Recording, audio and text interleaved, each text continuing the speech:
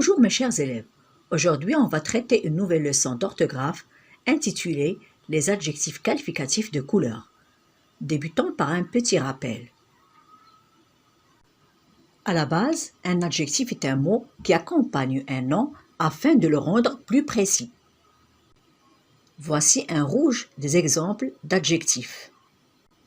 En règle générale, on remarque que l'adjectif épouse le genre féminin ou masculin et le nombre singulier ou pluriel du nom qui l'accompagne.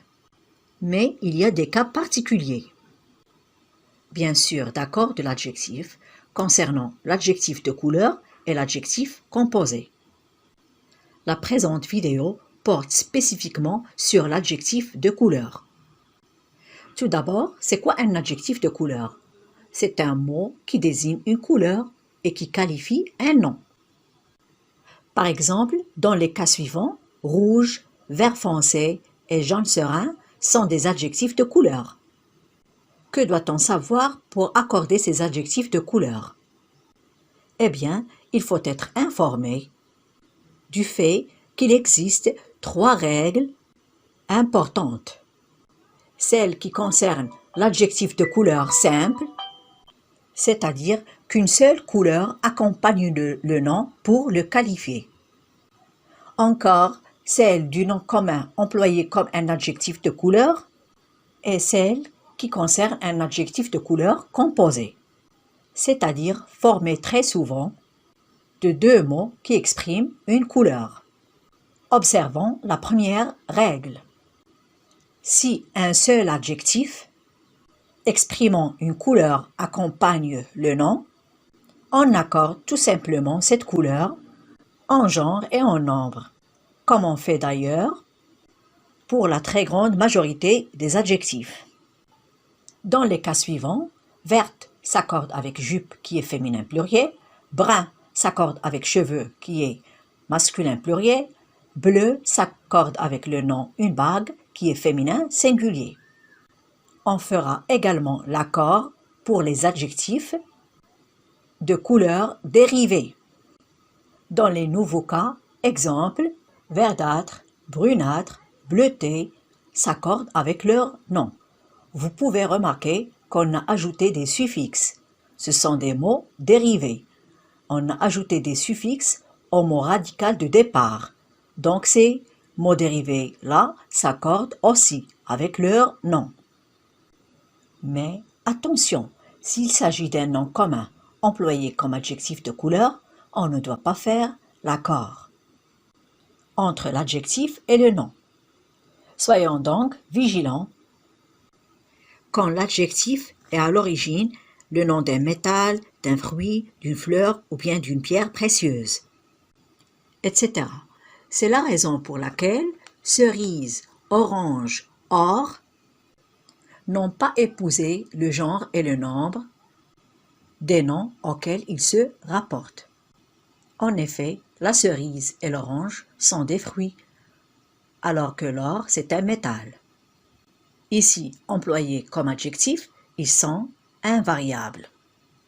Par contre, l'adjectif de couleur dérivé, comme celui que nous observons dans l'exemple « plusieurs manteaux orangés », sera lui variable. Il faut donc ajouter un S pour marquer le masculin pluriel du nom manteau. Il y a plusieurs noms utilisés comme adjectifs de couleur qui ne s'accordent pas. Donc je peux citer quelques-uns. Faites attention. La couleur marron, citron, cerise, paille, noisette, crème, grenat, kaki, indigo, ocre, acajou, turquoise, abricot, pastel, olive, safran, fuchsia, brique, bronze, émeraude, etc. Il y a aussi des exceptions qu'il serait bien d'apprendre par cœur. Concernant cette deuxième règle, rose, mauve, fauve, pourpre, écarlate et vermeil. Bien qu'ils soient des noms qui peuvent jouer le rôle d'un adjectif de couleur, ils doivent s'accorder. En effet, bien que rose soit d'abord et avant tout, un nom qui évoque le nom d'une fleur. La règle qu'on vient d'explorer ne s'applique pas. Donc, rose, mauve, fauve s'accordent avec leur nom, car ils font partie des exceptions. Pour sa part, l'adjectif de couleur composé, c'est-à-dire formé d'un minimum de 2 mots, donne lieu à une règle plutôt simple. En effet, l'adjectif de couleur composé est invariable. Il est toutefois important de connaître la particularité de cette règle. En effet, lorsque l'adjectif de couleur est composé de 2 adjectifs de couleur simples, on unit ceux-ci à l'aide d'un trait d'union. Ce qui explique le trait d'union dans l'adjectif de couleur bleu-vert dans la dernière phrase. Des yeux bleu-vert. On a mis un trait d'union. Et les traits d'union dans l'adjectif de couleur vert de gris. Si gris acier, noir de jet, vert olive sont dépourvus de traits d'union, il faut comprendre que c'est à cause du nom présent dans leur composition. En effet, l'acier est un métal, le jet est une pierre et l'olive est un fruit. Une petite remarque à ajouter concernant les 2 adjectifs de couleur coordonnés. Quand il y a la conjonction « et » entre 2 adjectifs, on parle d'adjectifs coordonnés. Dans ce cas, il faut faire attention au sens. Quand on parle de choses ou d'objets qui contiennent plusieurs couleurs, on n'accorde pas les 2 éléments. Par exemple, des oiseaux rouges et jaunes. Les oiseaux contiennent 2 couleurs, du rouge et du jaune. Vous pouvez observer qu'on n'a pas mis la marque du pluriel, rouge sans S et jaune sans S.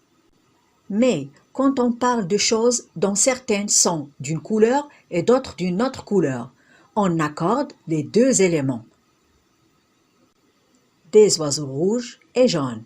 Il y a des oiseaux rouges et d'autres jaunes. C'est tout pour cette leçon. J'espère que vous avez bien compris et à la prochaine.